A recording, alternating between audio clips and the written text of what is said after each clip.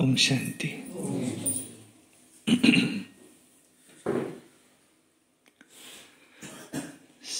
आत्मा को सबसे जास्ती प्यार किससे है? इस देह से। हर एक को अपनी अपनी देह से। और फिर किससे है?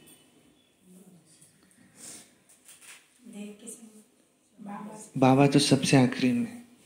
बाबा से भी है। प्रैक्टिकल अगर देखा जाए तो बोलने के लिए सबसे पहले किससे है? बाबा से। लेकिन प्रैक्टिकल में अगर देखा जाए तो सबसे पहले उसको प्यार किससे है? अपनी देह से। बाद में बच्चों से। बाद में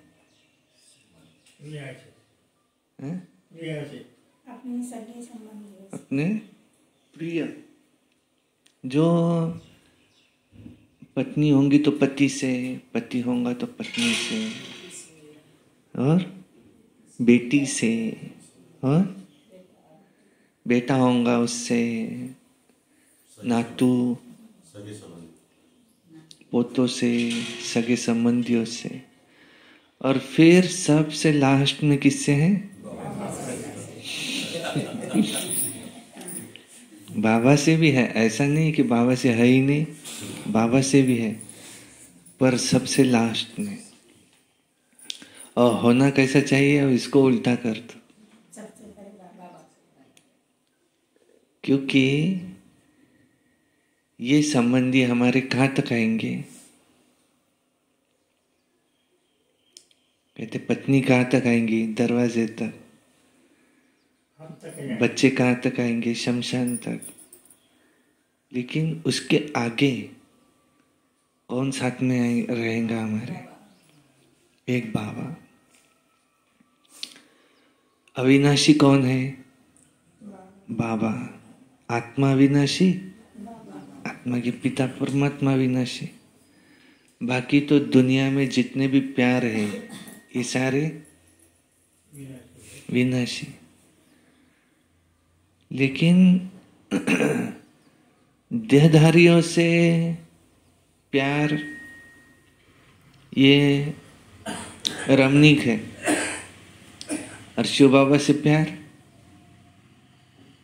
कितना देर करेंगे? वो है बिंदु। अब बिंदु को याद करते रहो। कितना समय याद करेंगे?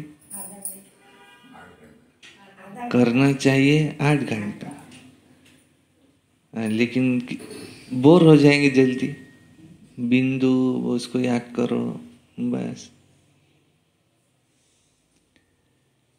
तो ये है माया। इसको कहते माया। देह की दुनिया, इसको कहते माया। एक तरफ है शिव बाबा, एक तरफ है ये शिव, एक तरफ है शव। शव माना शरीर। एक तरफ है राम, एक तरफ है काम। सभी कामनाएं, इच्छाएं सब है उसमें। बाबा मुरली द्वारा रोज हमको अपनी तरफ खींचते हैं। और यहां से गए कि बाहर में माया वो अपनी तरफ खींचती। सुनते आज की मुरली। वाणी है 6, 12, 24। 6 की डबल 12, 12 की डबल 24। मीठे बच्चे, तुम अभी कहाँ हो? कहाँ? संगम युग, पुरुषोत्तम संगम युग पर हो। कब से शुरू हुआ संगम युग? 1936 से शुरू हुआ। कब तक चलेगा? 2036 तक। तुम्हें यहां रहते नई दुनिया को याद करना है और आत्मा को पावन बनाना है। प्रश्न है बाप ने तुम्हें ऐसी कौन सी समझ दी है कि जिससे तुम्हारी बुद्धि का ताला खुल गया है? कौन सी? उत्तरे, बाप ने इस बेहद अनादि ड्रामा की ऐसी समझ दी कि जिससे बुद्धि पर जो गोदरेज का ताला लगा हुआ था खुल गए। पत्थर बुद्धि से पारस बुद्धि बन गए। बाप ने समझ दी है कि इस ड्रामा में हर एक एक्टर है और उनका अपना अपना अनादि पाठ है। जिसने कल्प पहले जितना पढ़ा वो अभी भी उतना ही पढ़ेंगे, उतना ही पुरुषार्थ कर अपना वर्षा लेंगे। तो इससे क्या हुआ? तुम्हारी बुद्धि का ताला खुल गया। हम कितना पुरुषार्थ करेंगे? कल्प पहले जितना किया होगा उतना। कोई जो कुछ कर रहा है उससे हम नाराज हो सकते हैं क्या? नाराज कौन होता है? जो ना रास को जानने वाले नाराज होते हैं। जिसको रास पता है कि ड्रामा फिक्स है, उसको उसका पार्ट मिला हुआ है, वो अपना पार्ट एक्यूरेट वो प्ले कर रहा है, इसमें नाराज होने का कोई काम नहीं। कोई मूवी है उसमें अम्बरीश पुरी को कोई रोल दिया है, तुमने ये रोल प्ले करना, मोगे हम वो खुश हुआ, ऐसा बोलते जाना। वो बोल रहा है तो देखने वाले एंजॉय करेंगे कि उस पे नाराज होंगे, ये ऐसे बुरे काम क्यों करता है? नहीं, डायरेक्टर ने उसको वैसा रोल दिया, उसका भी एक रोल है, एंजॉय करता है। आगे ये भी बताया मोगैम वो हमेशा खुश क्यों रहता था? बात बात पे खुश होता था। क्यों? कहते उसकी शादी होने की थी इसलिए बात बात पे जल्दी खुश हो जाता था। जोक है ये। तो हर एक का अपना अपना क्या है? पार्ट। रामायण सीरियल नहीं, रामायण का नाटक चल रहा है और पुराने जमाने में आते थे नाटक रामायण का, और बीच में ब्रेक में पीछे रावण और लक्ष्मण दोनों साथ में चाय पी रहे। तो जो देखने वाले में से एक जने ने देखा, बोले तुम दोनों साथ में चाय कैसे पी रहे? तो बोले हम एक्टर है, एक्चुअली हम दुश्मन नहीं है, घर में हो जाए हम एक ही गाड़ी पे जाते रोज, तो यहाँ हमारा जो पार्ट हमको दिया डायरेक्टर ने वो हम प्ले करते। तो इसलिए इस की तुलना की है नाटक के साथ। यह बेहद का नाटक चल रहा है हूबहू, जिसको जो पार्ट दिया वो अपना अपना पार्ट प्ले कर रहे। हमको वो पार्ट साक्षी होकर के देखना है। बुद्धि का ताला बाबा ने खोल दिया, ऐसा है। अब इसमें तुमको चिंता की कोई बात, तुमको एक ही काम दिया है, कौन सा? हमको अपना कल्याण करना है, अपने को आत्मा समझो, बेहद के बाप को याद करो। ओम शांति। रूहानी बच्चों प्रति रूहानी बाप बैठ समझाते हैं। जब से बाप बना है तब से ही वो हमारा टीचर भी है, तब से ही फिर सद्गुरु के रूप में वो शिक्षा भी दे रहे हैं। ये तो बच्चे समझते हैं कि जबकि वो हमारा बाप टीचर गुरु है तो छोटा बच्चा तो नहीं है, वो तो ऊंचे थे ऊंच, बड़े थे बड़ा है। बाप जानते हैं ये सब मेरे बच्चे हैं। ड्रामा के प्लान अनुसार पुकारा भी है कि आकर के हमको पतित दुनिया से ले जाओ, हमको पावन दुनिया में ले चलो, परंतु समझते तो कुछ भी नहीं है। अभी तुम समझते हो कि पावन दुनिया किसको कहा जाता, पतित दुनिया किसको कहा जाता। पावन दुनिया सतयुग को, पतित दुनिया कलयुग को कहा जाता है। और फिर कहते भी है आकर के हमको रावण की जेल से लिबरेट करो, हमें दुख से छुड़ाओ, अपने शांति धाम सुख धाम में ले चलो। देखो नाम तो दोनों अच्छे हैं, मुक्ति जीवन मुक्ति व शांति धाम सुख धाम। तो सिवाय तुम बच्चों के और कोई की बुद्धि में नहीं कि शांति धाम कहाँ है, सुख धाम कहाँ होता है, बिल्कुल ही बेसमझ है। तुम्हारी एम ऑब्जेक्ट ही है समझदार बनने की। बेसमझों के लिए एम ऑब्जेक्ट होती है कि हमको ऐसा समझदार बनना है, सभी को सिखलाना है कि यह है हमारी एम ऑब्जेक्ट, मनुष्य से देवता बनना। यह है ही मनुष्य सृष्टि, वो दुनिया है देवताओं की सृष्टि। वो है सतयुग, सतयुग में है देवताओं की सृष्टि। तो जरूर मनुष्यों की सृष्टि कलयुग में होंगी। अब मनुष्य से देवता बनना है तो जरूर बीच में पुरुषोत्तम संगम युग भी होगा। वह है देवताएं, यह है मनुष्य, यहाँ है मनुष्य, वो है देवताएं। देवताएं है समझदार, बाप ने ही उनको ऐसा समझदार बनाया है। देवताओं में 16 कला संपूर्ण है। देवताओं का चलना कैसा, बोलना कैसा, देखना कैसा, उठना कैसा, बैठना कैसा, खाना कैसा, पीना कैसा, एक एक एक्टिविटी में उनके कुछ कला है। साधारणता नहीं है, अलौकिकता है। ऐसा उनका कर्म कैसे, उनके हर कर्म का चरित्र का गायन है। बाप हमें ऐसा समझदार बनाते हैं। बाप विश्व का मालिक है, भले वो मालिक बनता नहीं है, परंतु गाया तो जाता है ना। बेहद का बाप, बेहद का सुख देने वाला। बेहद का सुख होता ही है नई दुनिया में, और बेहद का दुख होता है इस पुरानी दुनिया में।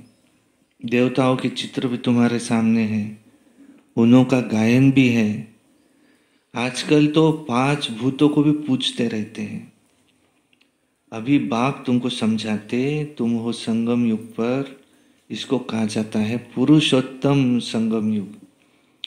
तुम्हारे में भी नंबरवार पुरुषार्थ अनुसार है, जो जानते हैं कि हमारी एक टांग स्वर्ग में है, एक टांग नरक में है।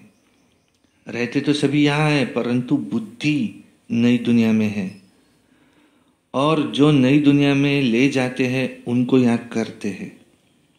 बाप की याद से ही तुम पवित्र बनते हो। शिव बाबा ही तुमको बैठ समझाते हैं। शिव जयंती मनाते तो जरूर है, परंतु शिव बाबा कब आया, क्या आकर के किया, कुछ भी पता नहीं है।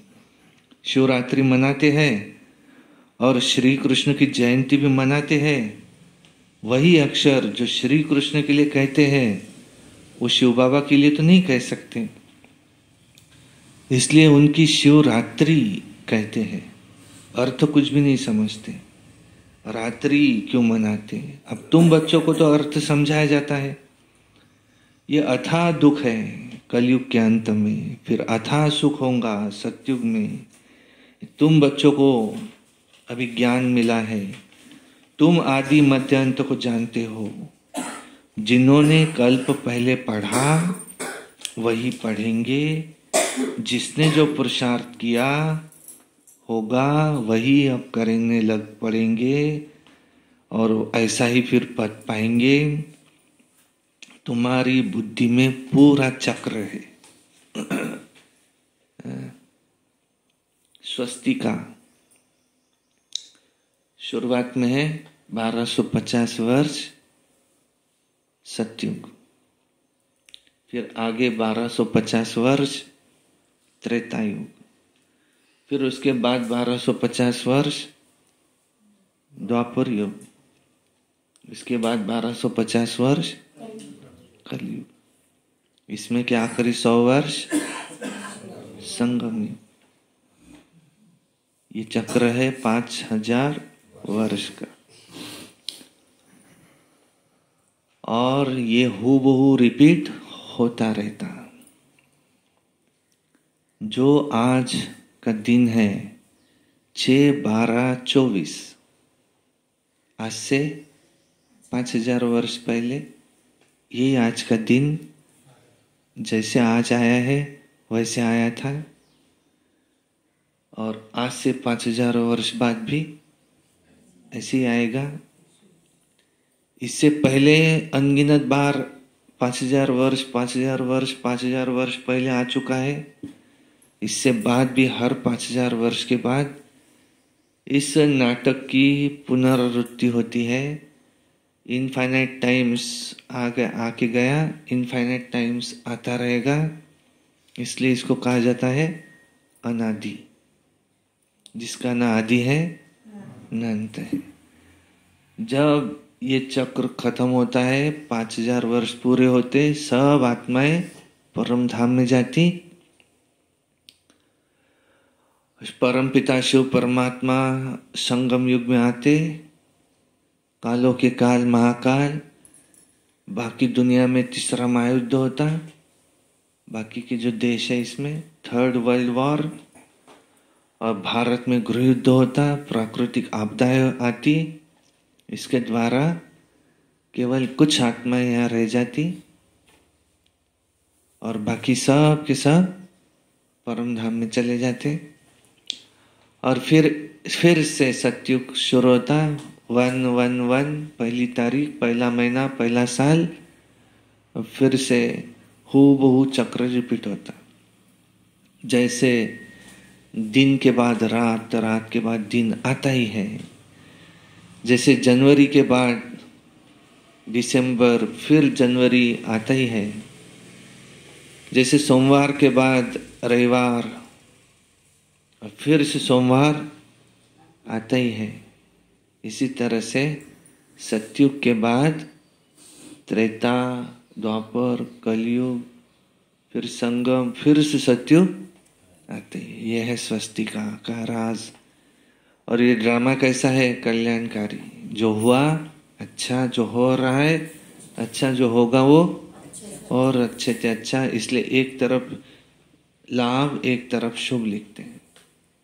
ये कल्याणकारी है, ये गीता का ज्ञान। और संगम युग में यदा यदा हि धर्मस्य ग्लानिर्भवति भारत अभ्युत्थानम् अधर्मस्य तदात्मानं स्मृजाम्यहं परित्राणाय साधूनां विनाशाय च दुष्कृतां धर्म संस्थापनार्थाय संभवामि हर संगम युगे युगे। परमात्मा निराकार परमधाम निवासी भागीरथ, भाग्यशाली रथ में आते। कौन सा रथ? घोड़े गाड़ी का नहीं, ये शरीर रूपी रथ ब्रह्मा बाबा के तन में आते और कहते हैं कि महाभारत लड़ाई आगे सामने खड़ी है, जिसके बाद विनाश हुआ। उससे पहले तुम हो युद्ध के मैदान में, तुम्हारी योद्धा है माया के साथ, और गीता का ज्ञान सुनाते हैं। हे अर्जुन, सब आत्माएं हैं ज्ञान अर्जन करने वाले अर्जुन। हे अर्जुन, तुम मुझे नहीं जानते, मूढ़मती लोग भी मुझे नहीं जानते। मैं भारत में आया हूं, गीता में दिए हुए वचनों अनुसार इस भारत को फिर से स्वर्ग बनाने, अनेक अधर्म का विनाश, एक सत्य धर्म की स्थापना, साधुओं का उद्धार, पतितों का नाश करने के लिए मैं हूँ कालों का काल महाकाल। सबको वापिस ले जाता हूँ, सृष्टि परिवर्तन का कार्य करता हूँ, और ये परिवर्तन संसार का नियम है, और मैं अब परिवर्तनशील हूँ। God is ever constant. और कहते हैं तुम हे अर्जुन इनको मारो। किसको? अंदर की युद्ध है। किसको मारो? काम, क्रोध, लोभ, मोह, अहंकार, घृणा, द्वेष, ग्लानि, नफरत, इन सब राक्षसों को मारो अपने अंदर के। हम कहते नहीं किंतु परंतु देह देह की दुनिया, इनसे तो हमारा ममत्व ही निकल जाए तो फिर क्या रह जाए। नहीं, इसके लिए है आखिरी का श्लोक, नष्टो मोह स्मृतिर्लब्धा। अब अर्जुन कहता है मेरे सारे मोह नष्ट हो गए। तो ये वही संगम युग है, गीता का एपिसोड चल रहा है। ये वही परमात्मा है जो कहते हैं न मैं मनुष्य हूं, न मैं देवता हूं, न अभी कलयुग है, न अभी सतयुग है, न दिन है न रात है, सायंकाल का समय है। ऐसे समय पर बाबा आते हैं, परमात्मा आते हैं। और ये कुत्ते बिल्ली के तन में नहीं आते, ये रॉन्ग है। एक ही बार आते, उनके आने का कुछ फायदा तो हो, आकर के पुरानी दुनिया का विनाश, एक सत्य धर्म की स्थापना, स्वर्ग की स्थापना। और जिन्हों को भी इसमें अपना वर्षा लेना है वो हमारा है पिता। भाग्य बांटने की वेला शुरू है, भाग्य बांट रहे हैं। जिनको भी आना है इस समय, अभी भी समय है, आओ परमात्मा से मिलो। वो हमारा बाप है और उससे वो वर्षा ले लो। खुला निमंत्रण है, आओ। फिर मत कहना कि तुमने हमको बताया ही नहीं। तुम्हारी बुद्धि में पूरा चक्र है, तुम ही ऊंचे से ऊंच पद पाते हो, फिर तुम उतरते भी ऐसे ही हो। बाप ने समझाया है। ये जो भी मनुष्यों की आत्माएं हैं, माला है ना, सब नंबरवार आती है। हर एक एक्टर को अपना अपना पार्ट मिला हुआ है। किसी समय किसको क्या पार्ट बजाना, ये अनादि बना बनाया ड्रामा है। बाप बैठ तुमको समझाते। अब जो तुमको बाप समझाते वो तुम अपने भाइयों को समझाओ। तुम्हारी बुद्धि में है कि हर 5000 वर्ष के बाद बाप आकर के हमको कैसे समझाते हैं, हम फिर भाइयों को समझाते। भाई भाई आत्मा के संबंध में है। बाप कहते हैं इस समय तुम अपने को अशरीरी आत्मा समझो। आत्मा को ही अपने बाप को याद करना है, क्योंकि पावन बनना है। आत्मा ही पतित बनती है तो शरीर भी पतित बनता है। आत्मा पवित्र बनती तो शरीर भी उसको पवित्र मिलता है। आत्मा अपवित्र तो जेवर माना शरीर भी अपवित्र। नंबरवार तो होती है, फीचर्स एक्टिविटी एक न मिले दूसरे से। नंबरवार सब अपना अपना पार्ट बजाते हैं, फर्क नहीं पड़ सकता। नाटक में वही सीन देखेंगे जो कल देखी होंगी, वही रिपीट होगा। ये फिर बेहद का और कल का ड्रामा है। कल तुमको समझाया था, तुमने राजाई ली फिर गवाई, आज फिर समझ रहे हो राजाई पाने के लिए। आज भारत पुराना नरक है, कल नया स्वर्ग होगा। तुम्हारी बुद्धि में है कि अभी हम नई दुनिया में जा रहे हैं, हम श्रीमत पर श्रेष्ठ बन रहे हैं। श्रेष्ठ जरूर श्रेष्ठ सृष्टि पर रहेंगे। ये लक्ष्मी नारायण श्रेष्ठ है तो श्रेष्ठ स्वर्ग में रहते हैं, जो भ्रष्ट है तो नरक में रहते हैं। ये राज अब तुम बच्चे समझते हो। इस बेहद के ड्रामा को जब कोई अच्छी रीति समझे तो बुद्धि में बैठे। शिवरात्रि भी मनाते हैं परंतु जानते कुछ भी नहीं है। तो अब तुम बच्चों को रिफ्रेश करना होता है, तुम फिर औरों को रिफ्रेश करते हो। अभी तुमको ज्ञान मिल रहा है, फिर तुम सदगति को पा लेंगे। बाप कहते हैं मैं स्वर्ग में नहीं आता हूँ, मेरा पाठ पतित दुनिया में है। पतित दुनिया को बदल मैं पावन दुनिया बनाता हूँ। वहां तो तुम्हारे पास कारून का खजाना होता है, यहाँ तो तुम कंगाल हो, इसलिए तो बाप को बुलाते हो कि आकर बेहद का वर्षा दो। कल्प कल्प बेहद का वर्षा मिलता है। फिर कंगाल हो जाते तो चित्रों पर समझाओ तो समझ सके। पहले नंबर में लक्ष्मी नारायण, फिर 84 जन्म लेते मनुष्य बन गए। ये ज्ञान अभी तुम बच्चों को मिला है। अब तुम जानते हो कि आज से 5000 वर्ष पहले आदि सनातन देवी देवता धर्म था। इसको वैकुंठ, पैराडाइज, डीटी वर्ल्ड भी कहते थे। और अभी तो नहीं कहेंगे, अभी तो डेविल वर्ल्ड है। डेविल वर्ल्ड की एंड, डीटी वर्ल्ड की आदि का ये है बीच का छोटा सा संगम युग। ये बातें अभी तुम बच्चे ही समझते हो। और कोई के मुख से तुम सुन न सको। बाप ही आकर के इनका मुख लेते हैं। मुख किसका तो लेंगे ना। तो देखो ये भी समझते नहीं है बाप की सवारी किस पर होती है। जैसे तुम्हारी आत्मा की सवारी इस शरीर पर सवारी है ना, तो शिव बाबा या शरीर, तो फिर अपनी सवारी तो उनको है नहीं, तो ज्ञान कैसे सुनाएंगे? तो उनको मुख तो जरूर चाहिए, नहीं तो तुमको राजयोग कैसे सिखाएंगे? कोई परम धाम से प्रेरणा से तो नहीं सिखाएंगे। तो किसी के तन का आधार तो लेंगे। तो इनके तन में आते हैं, यह भागीरथ, भाग्यशाली रथ। ये सब बातें ये दिल में नोट करनी है। परमात्मा की भी बुद्धि में सारी नॉलेज है, तुम्हारी भी बुद्धि में बैठना चाहिए। ये नॉलेज बुद्धि से धारण करनी है। कहा भी जाता है तुम्हारी बुद्धि ठीक है ना, तो बुद्धि आत्मा में रहती है, आत्मा ही बुद्धि से समझ रही है। तुम्हारी पत्थर बुद्धि किसने बनाई? समझते हो कि रावण ने हमारी बुद्धि क्या बना दी। कल तुम ड्रामा को नहीं जानते थे, बुद्धि को एकदम गोदरेज का ताला लगा हुआ था।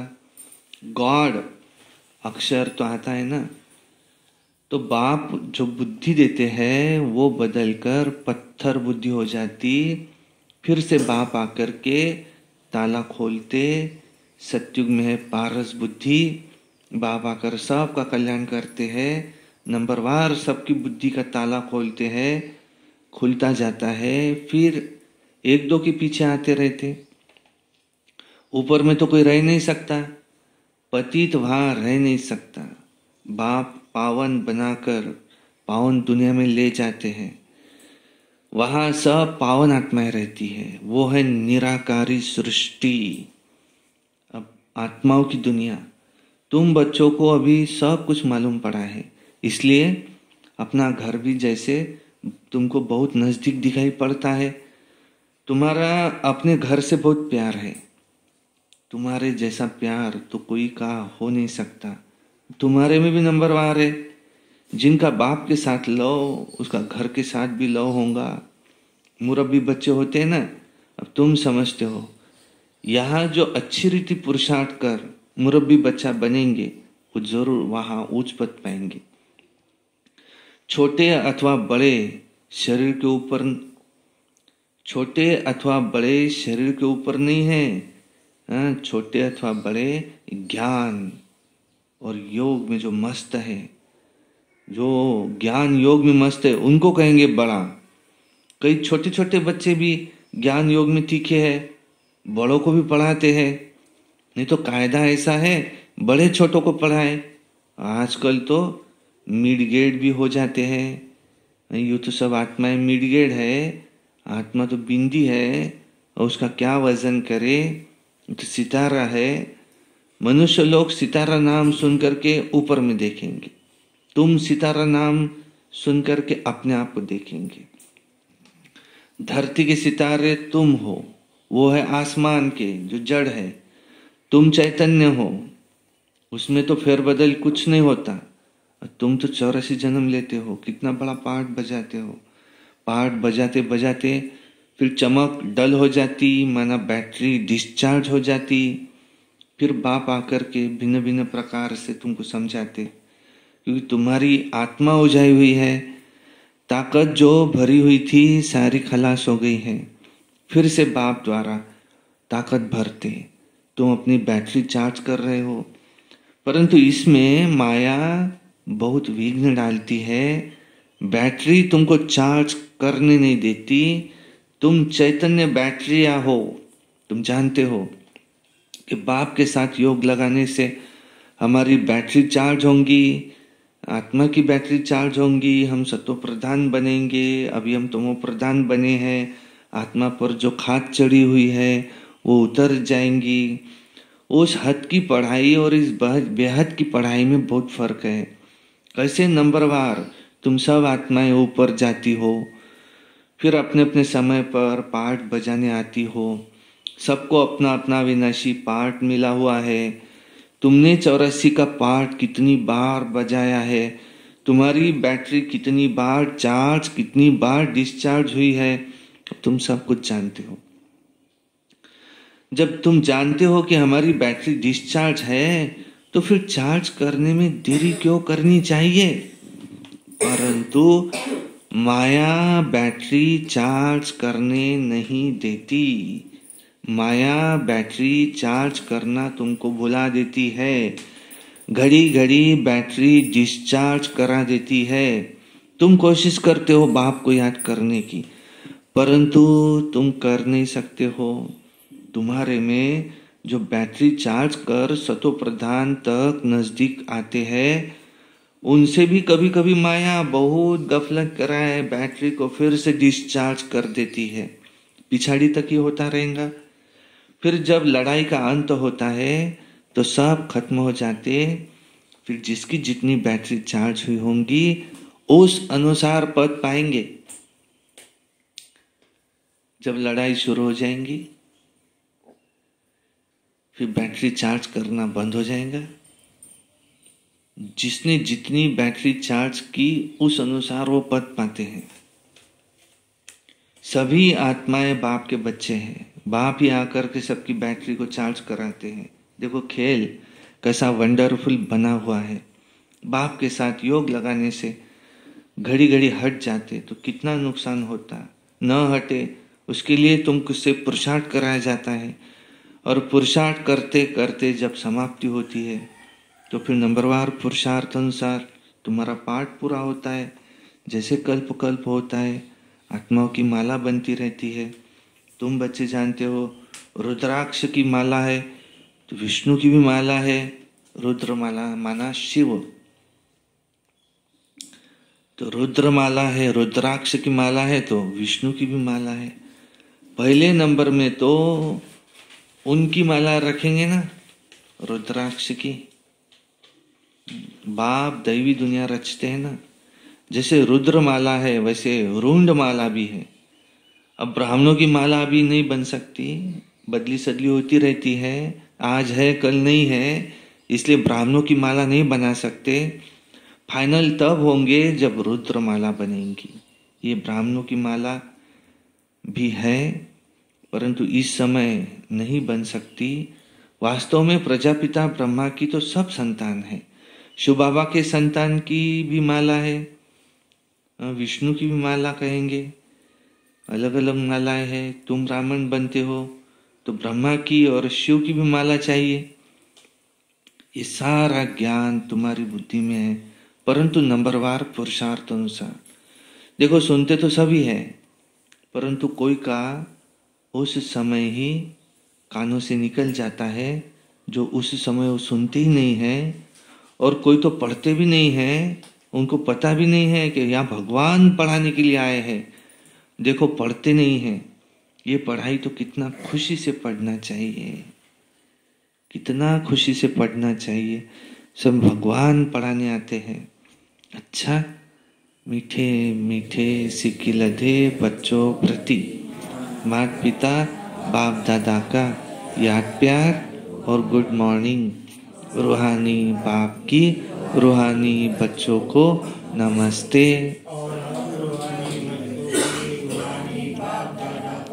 याद प्यार।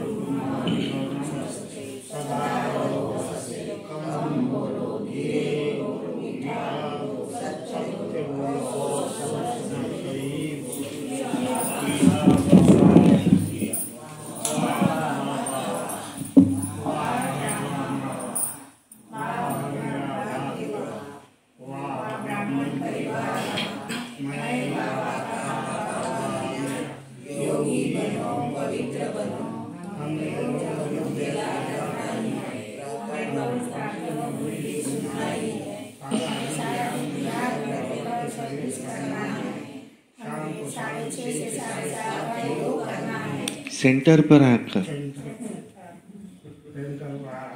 योग करना है।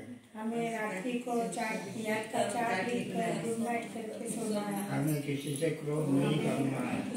हमें हमेशा के लिए प्रसन्नचित्त रहना है। हमें रोज एक अवगत वाणी और श्वास पढ़ना है। हमें 2024 का मुक्ति वर्ष मनाना है। हमें ये योगा मासार मुक्त बनाना है। और 18 जनवरी को बड़ी धूमधाम से आम्ही काही कधी म्हटलं नाही आणि केलं नाही.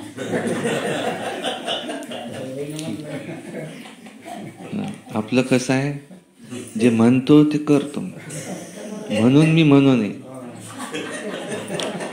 माहित आहे आपल्या जण होत नाही, काय फालतू म्हणा.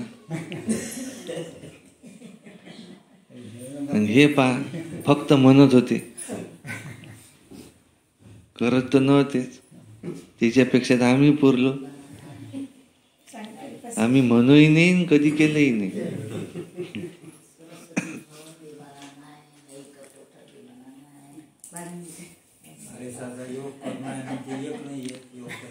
माताओं को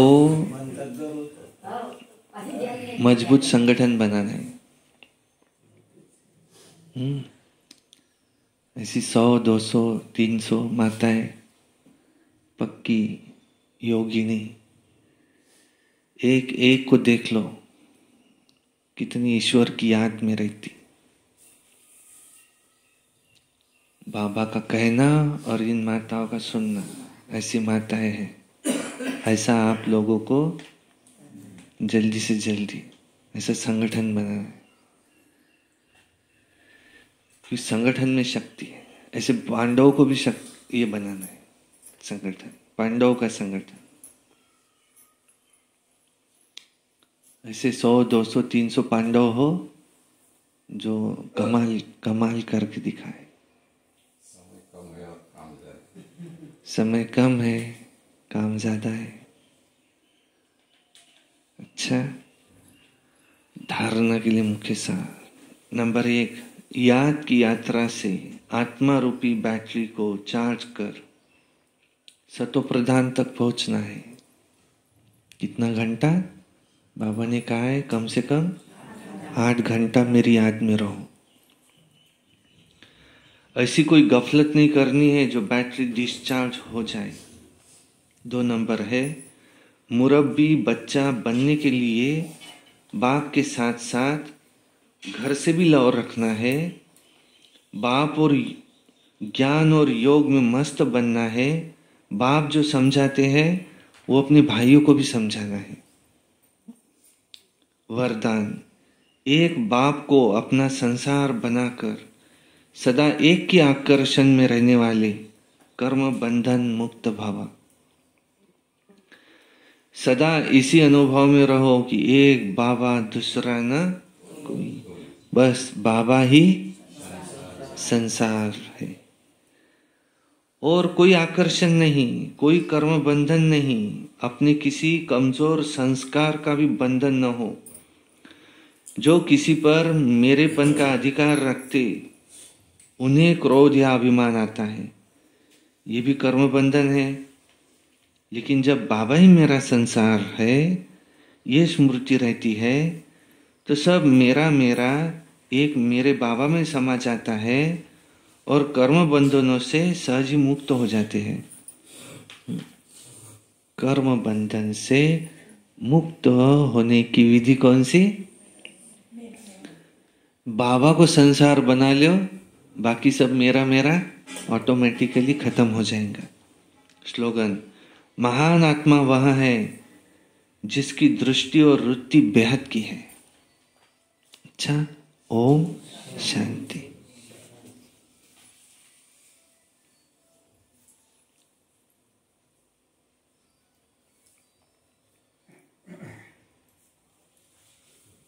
नाही ब्राह्मण देवा मला पा, मन नाही ब्राह्मण देवा मला पा.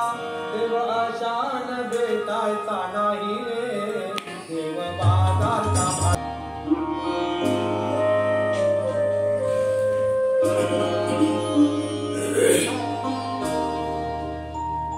धरती पर स्वर्ग सजा दे शिव बाबा आए हैं। राम राज फिर से लाने शिव बाबा आए हैं। बाबा आए हैं बाबा आए हैं। बाबा आए हैं बाबा आए हैं। धरती पर स्वर्ग सजाने शिव बाबा आए हैं। राम राज फिर से लाने शिव बाबा आए हैं।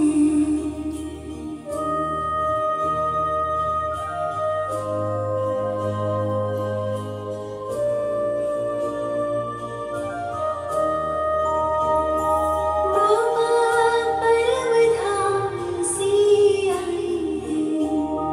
बाबा परम धाम से आए हैं। वो स्वर्ग कंवर सार आए हैं।